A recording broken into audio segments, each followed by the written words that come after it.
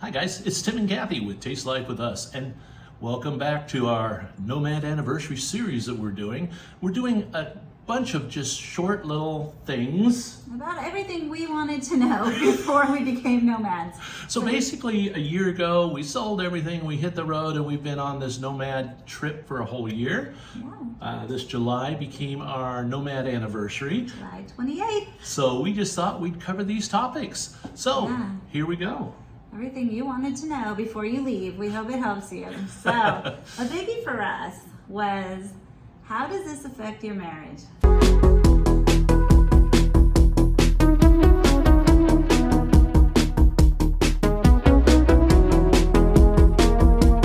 And I mean, honestly, like, we've seen a couple videos on marriage, and we're pretty honest, but you know, everyone's marriage is different, so how it affects someone else is not the way it affects you. So we'll give you a little background on our marriage, just so you know where we're coming from. Yes. And then we'll tell you what it's like to be together 365 days, 24/7.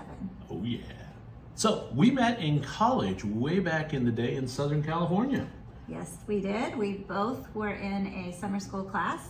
We had to count off into groups, and we are both fours. There you go. So we did a semester-long project, and you know, 6 years later since we met, I think. Oh dear Lord, it's been a long time. 5 kids later, more pets than we can count, quite a few houses, and a lot of ups and downs in life. Life has not been easy.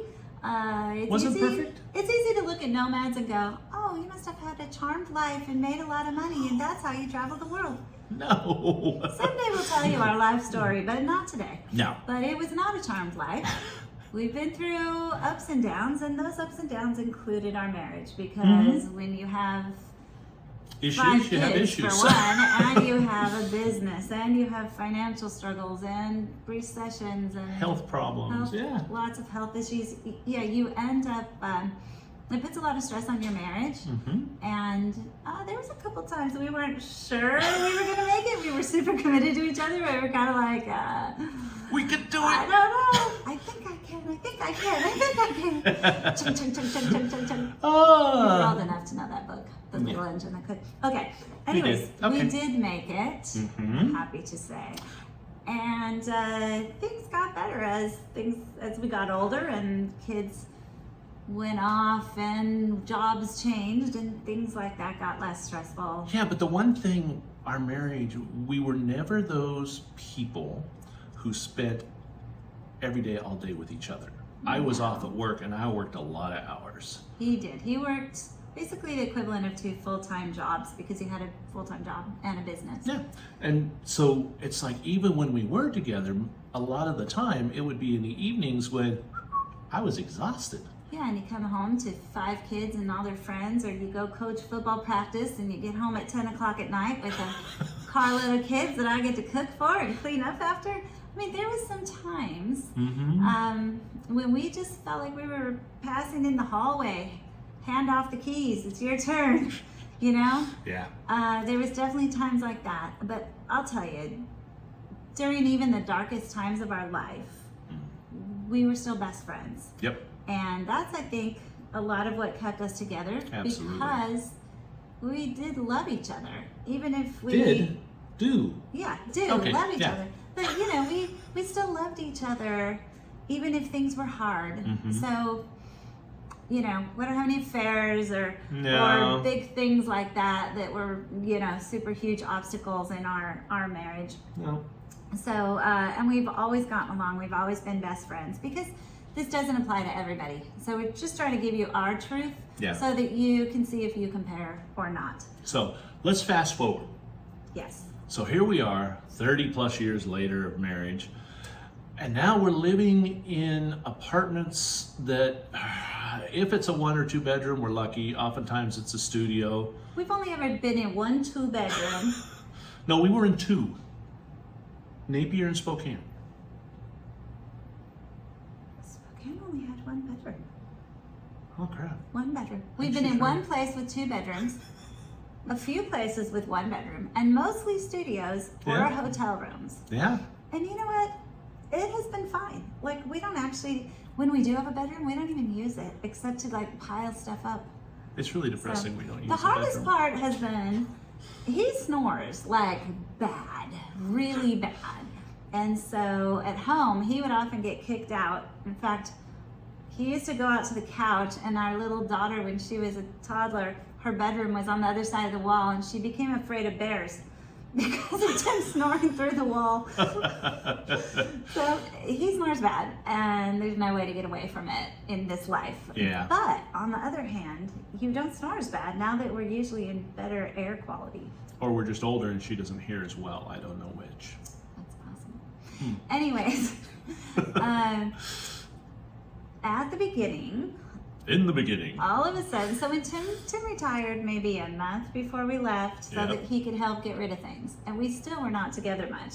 He was cleaning out the garage, he's out trying to dump our stuff and you know, all that, and we're busy and we're stressed, trying to get ready to go. We take off. All of a sudden, we're taking a road trip up the coast. Now we're in a car, just a car. Just the two of us. For like 2 weeks. Staying in hotel rooms. Yeah. You know, if you ever want to test your marriage, this is a great way. Put yourself in a real tight compartment 24/7 with your spouse. See how you do. We loved it. So we've taken a lot of vacations in our life, of course. We've always loved to travel since we were dating. And it's a lot different when Much you become a different, nomad. yes. Because when you're on a vacation, you know that it has an end date. And like, no matter what, we can have fun and get along fine for these 2 weeks, this month, whatever it is. And because we're away from our stresses, we're enjoying our time. But now it's your life. And as you can see, personal space starts to go out the window. Yeah, so if you've always been those people that like, the bathroom is my throne room, stay at the other end of the house, that stuff goes out the window. Yeah. It's just, there's no secrets. No, there is no secrets, there's no hiding. There's no real personal space. Like, unless we purposefully take it and one of us leaves to, you know, like a different area of the property. So let's just say the first 2 or 3 months were quite the adjustment, because to come to your spouse and just say, I need to go for a walk, I need to have some just personal me time, personal space time. You're like, why are you mad at me? Exactly. What did I do? All those emotions start, oh no, oh no. I know, you can't stand to be with me the rest of our life. What are we going to do? And you were afraid before we left. You said a million times before we became nomads, what did you always say? Are you going to be able to handle being around me all the time? Because sometimes I can't handle being around myself all the time. I can't handle being around myself all the time. But together? I annoy myself. We're doing okay together. And you annoy me sometimes. I try. You can tell he's kind of a joker. I like to push buttons. He does. And it can get annoying. And so, we've had to overcome these things. We've had to, number one, become more sensitive to each other. And go, okay, I can see that he has hit his word limit for the day, and I need to shut up. Yes. And he can see. Poke. The bear is about to explode all over the place. Yeah, Let her let up. That's just a good idea to stop poking at a certain point. To learn to be more blunt, because I'm kind of one of those people that's like, hey, maybe it'd be good if we did this, or that's starting to bother me a little, or could you please do this other thing? And Tim doesn't get it. Like, when she says maybe we could, to me that means we can put out options. Please, maybe, coulda, shoulda. These are just optional words. This even just happened like yesterday. I think I mentioned that I needed to eat like 5 times. But not directly. I was like, are you hungry yet? Hey, there's a donut place. I'm not hungry. I don't really want a donut. Lunch. Hey, a snack would be good. We could get something to take home. I'm not hungry. Finally, I just got hangry. This was in the airport when we got here a few days ago. And finally, I was just like, put my foot down and I need to eat now. All right, need to eat. And so Tim says, sit down here at Starbucks. And he went in and bought this gross square donut. She and said I'm she like, wanted a donut. Dunkin' Donuts is right across the hallway. Like, we could have had a decent donut. Not that I wanted a donut. I was just hungry and that's what there was. Yeah. I don't even eat donuts. But anyways, So I need to learn to be more blunt, and I'm trying to do that without being mean, but also not being too subtle. I Direct. have to say, Tim, Be direct. I am hungry and I need to eat now. So when you enter into And this, no thanks on the square donut. No. so when you enter into this nomad lifestyle, you got to remember that you're close. Yeah. Everything's got to be kind of attended to. Yeah, and things can get annoying, especially like on travel days. That's when it really gets to me. Yeah, and we do have a rule that says there's nobody's fault on a travel day. Yeah, no nitpicking and blaming people, but honestly, that needs to be a rule every day, and we do pretty much follow that, because if you've seen our video about my brain and traveling with memory impairment issues, you know that it doesn't just go on travel days, it goes every day, and sometimes... Yeah, we need help sometimes. Yeah, and something will happen, and Tim's like, I've already literally told you that 3 times in the last 20 minutes. I'm like, oh, okay, sorry. I hear you. But I think that's the key. I mean, what we're coming around to is this. It's about communication. Right. And I think marriage is always about communication. Always about communication. Whether you're on the road or whether you're not on the road, you got to be able to communicate with one another. Yes, and be honest. And this, because you don't have a place to escape to. You can't just have a little tiff in the morning and then both go off to work and let it slide and you're okay when you get back. It just festers because you're still together. So if you have a little tiff, you have to kind of take a moment and then come back and be like, I'm sorry I said it that way. Let's talk about the issue instead of blaming anybody. Right. Or what have you, you know. And conflict resolution. We have become way better at that. Because we used to be a lot better at being like, oh my gosh, I gotta go to work, bye. You know? Yes, escapism was my favorite thing. And mine. And now, you know, you can't go to a different room. You can't stomp off. And it's not like you can just go hang out with a buddy. No. Because you're on the road, and you know, if you get an opportunity to cross paths with another nomad, then it's great because you use those opportunities. Yeah. And it's a small world. You actually do make close nomad friends, and you do surprisingly cross paths. And also you can video. Video chat. Video chat. Yeah, I video chatted with a couple of my girlfriends, cross paths with others. You know, so even like last week, I was having a really hard time in Cambodia, emotionally for some different reasons. Wasn't my fault this time. Just gonna lay it out. Wasn't my fault. No, it wasn't his fault at all. But he had listened and listened. I had no listening skills. And consoled and talked, but sometimes you just need one of your girls, you know? And called up, well, I put it all out there. So I had a couple girlfriends go, call me if you need me. So I sat down and talked to my friend Chris, and you know, it was great because she had gone through some similar things, and she talked me through it in a way that only a mom can talk to another mom. And yeah, you know, those friends are important. Nomad friends are important because they understand your current lifestyle in the way, and the pressures of it. Absolutely. In a way that no one from your past can. However, that said, I do Zoom with my old friends, and I'm very glad because they know me. They know me better than anybody. And if I can talk about challenges, and maybe even challenges involving Tim, I don't ever bash my husband to my friends, but there's challenges. But you know, sometimes, and it's helpful just to have a friend go, oh yeah, husbands, they're just, yeah. And you feel better somehow. So, yeah, keep your friendships up. That's important. Yeah, I think that's really important. You know, as you know, like I said, you make new friends too on the road, meeting nomads. And, you know, these are just all relational type things. And again, when you're back home, you have other friends, you know, the people you work with and you know, friends you've known in your life or whatever.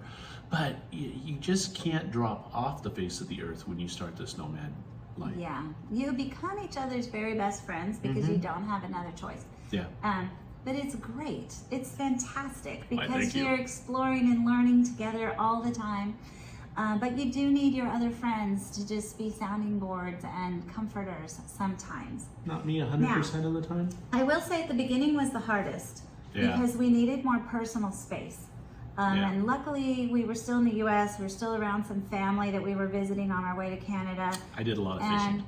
He did a lot of fishing. I went out with my nieces, my sister-in-laws, you know, and that was really good. Yeah. But once we left there, we didn't have that anymore. No, but and that was only a few weeks in. So but it was still a good buffer zone to kind of build into it and adjust. Yeah, to adjust. It is an adjustment period. No matter how you look at it, it's a change of lifestyle. There's going to be adjustments. It is. I'll tell you one of the biggest adjustments, in a good and bad way, is that you wake up together every single morning. Yes. And you have time. Yes. And you snuggle. And that's all really great. But there's a lot of like intimacy expectations that come along when you're finally together all the time. And so you have to kind of work through those things. We'll just leave it at that. Yeah, with lots of for me. communication. Yeah. But I will say, because you have time and you're not stressed, I think in terms of intimacy, this has been the best thing ever for our marriage. I think so. Yeah, because we just have time and we don't have stress and we can just be together. And so we spend a lot more time just snuggling. We spend time sitting and holding hands wherever we are, walking and holding hands, and all those things are just building intimacy constantly. Yeah, it's almost like there's two levels of communication, right? We've got this whole verbal thing where we're working stuff out, but then you have this whole physical touch communication that just says, you know what, I enjoy being next to you. Yeah, and I want to be with you. And yeah, and you get tan and looking all sexy. Oh, yeah. Yeah, I mean, marriage has been, I think our marriage has been the best it's ever been in the last year. I think we're the closest we've ever been. It kind of feels like going back to like before we had kids, when we were first married, or even when we were dating. No, kids did not destroy the marriage. I just want to put They that did out not, there. but they took up a lot of time and space between us. Yeah.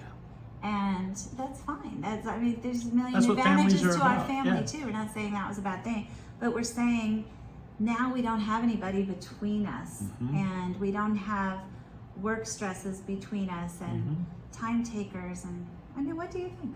No, I totally agree with you. And just having that opportunity now to spend time together, and we've been able to, sit on one side of the couch and the other side of the couch and play on our phones and have our mindless time too. Definitely do that. But it's just been a great feeling to have more time together. And we were afraid we'd run out of things to talk about. Because, sometimes at home we used to run out of things to talk about. But we used to run out of things to talk about in life. Like how's work? Talk about the kids. Because that was all we were touching base. Correct. But now we talk about memories. We talk about feelings. We talk about future. We talk about our future. We talk about where we are, what we want to see, because there's no end to the choices that you make every day and how you spend your time. And you learn and discover constantly. Yeah. So, and those things make other connections, things in your past that surprisingly you didn't even know about the person. Yeah. Yeah. So I don't think we run out of things to talk about. Do you? I run out of things to listen to. I think we've run out of things to tell you. So if you have any questions about marriage in the nomad life, please ask in the comments and we will do our best to answer you. Don't ask anything more intimate than what we have already said. But, hey. Thank you for listening to us. Thank you for joining us on this journey. And, just thank you for tasting this life with us. go taste life for yourself, and hopefully your marriage too will grow and thrive in a nomad life. Take care.